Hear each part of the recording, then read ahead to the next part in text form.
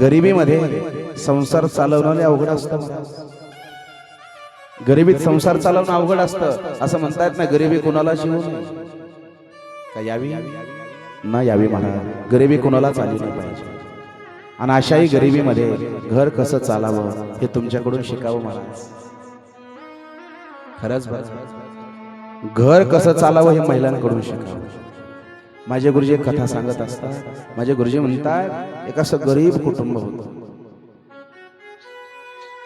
ज्यांच्याकडे मी कथेचा अभ्यास केला. स्वामी विश्वरूपानंदजी, श्री क्षेत्र हरिद्वार, मुंबई.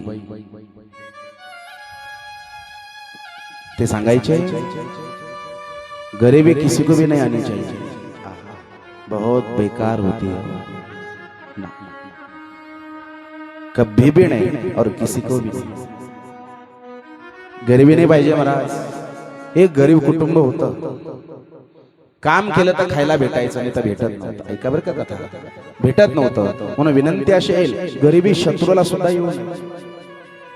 गरीब होता, सकाळी खाल्लं तर संध्याकाळी त्याला काम, सकाळी काम केलं तर संध्याकाळी त्याला भाकरी खायला भेटायची, नाही तर भेटत नव्हती. एका मालकाच्या घरी तो कामाला होता. सालानं कामाला होता, वर्षानं काम करत होता.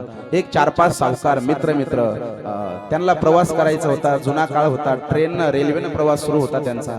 त्या प्लॅटफॉर्मवरती आले, रेल्वे स्टेशनवर आले आणि रेल्वे स्टेशनवर येऊन त्यांना प्रवास करायचा. पण पाहिलं तर गाडी जरा अर्ध्या तासानं लेट, उशिरा धावणार आहे. काय करावं ते म्हणे, आता काय करावं, रेल्वे स्टेशनवर काय करणार, आसपास घर नाही, काय नाही. तितक्यात त्याच्यातला एक जण होता.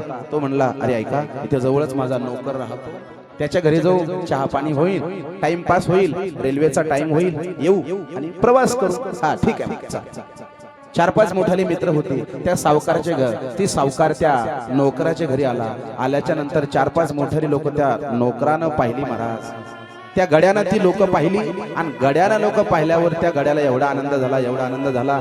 समोर बसवलं, घरात गेला, आतल्या घरातून आतल्या घरात गेला आणि पत्नीला सांगितलं, अगं ऐक, हे पत्नी, हे ऐक म्हणे, मोठाली लोक आलेली आहे, खूप मोठाली लोक आहे ती, त्यातले माझे एक सावकार आहे आणि सावकाराचे ते मित्र आहे. इथं जर माझी किंमत गेली तर माझ्या सावकाराची किंमत गेल्यासारखी होईल. आता मस्त स्वयंपाक कर यांना खायला, मस्त जेव घाल आणि जेवण आपण यांना वाटलो.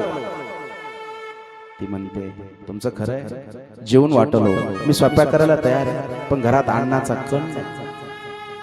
कशाचा स्वयंपाक करायचा? तो म्हणतो, मग आता काय करायचं? ती म्हणते, असं करा, मी सांगते तसं. म्हणे काय? मागच्या दरवाजाला त्यांना कळू देऊ नका म्हणे, हे फक्त तुम्हालाच कळतं, यांना काहीच कळत नाही. तेव्हा हे डायरेक्ट आहे का रे काही घरात? तुम्हाला खूप माहिती असते. मागच्या दरवाजाला जा, पुढून नका. पाहुणे पाहतील, पाहुण्याने जर पाहिलं तर म्हणतील, त्याच्या घरात काहीच नाही का? मागच्या दरवाजाला लवकर जा, दुकानात जा, 5 जण आहेत ना, हा मग काय करा, 4-5 अशा बर्फ्या आणा, सोनपापड्या, एक पीस मी ठेवेल, तोंड गोड करतील, पाणी पितील, निघून जातील.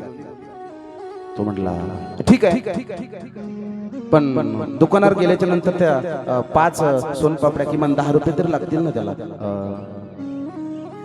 10 रुपये सुद्धा नाहीत म्हणे माझ्याकडे, दुकानदार कसं देईल? म्हणजे अहो एवढं कसं कळत नाही तुम्हाला? अहो त्याला म्हणा उधार ठेव, 10-5 मिनिटांना देऊन टाक.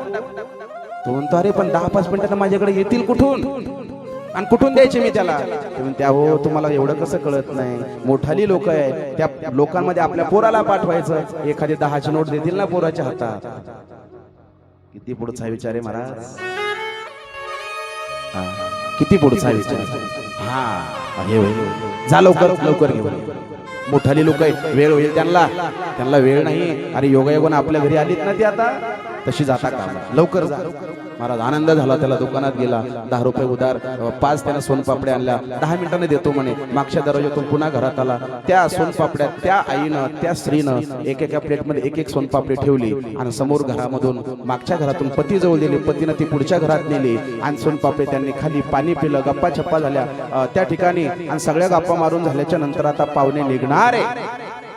तेवढ्यात त्या बाईनं तिचं छोटंसं पोरग त्या पाहुण्यामध्ये सोडलं. त्या पाहुण्यामध्ये सोडलं आणि बाळाला सांगितलं, बाळा ऐका, मी तुला सांगते, पाहुणे जर पैसे दिले ना, पाहुण्यानं जर 10 रुपये दिले ना, बाळा नाही म्हणायचं ना, आपण गरीब आहोत, नाही म्हणायचं नाही. पाहुण्याने दिलेले 10 रुपये घ्यायचे नाही नाही म्हणायचं. ठीक आहे म्हणे.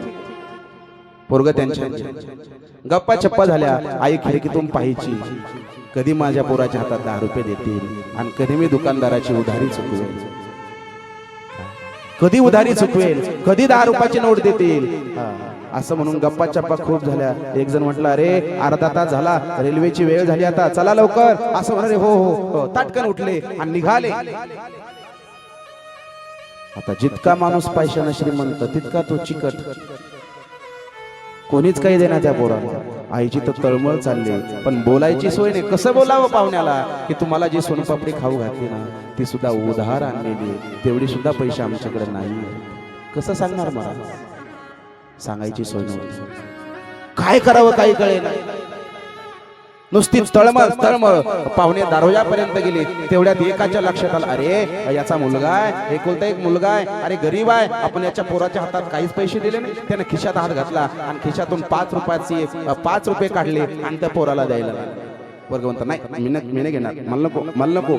आईला वाटलं आता पोरग का ना म्हणतो. आईला काय माहिती किती दिले होते. आई म्हणते, आता काय करावं, पोराला कसं सांगावं. नाही मला नको. अरे घे ना बाळा, घे. नको घे म्हणे, नको. आईला राग आला. आई खिडकीतूनच आवाज दिला. आई म्हणते, ए बाळा, अरे घे ना. मोठी माणसं ते, मोठ्या माणसानं पैसे दिले घेतली पाहिजे. जर नाही तू पैसे घेतले त्यांचा त्याच्यात अपमान आहे बाळा. घे, अरे घे ना पैसे. का नाही म्हणतो, घे. पोरगा म्हणता, आई तू म्हणाली होती 10 रुपये देते, ते तर 5 रुपये द्यायला लागले.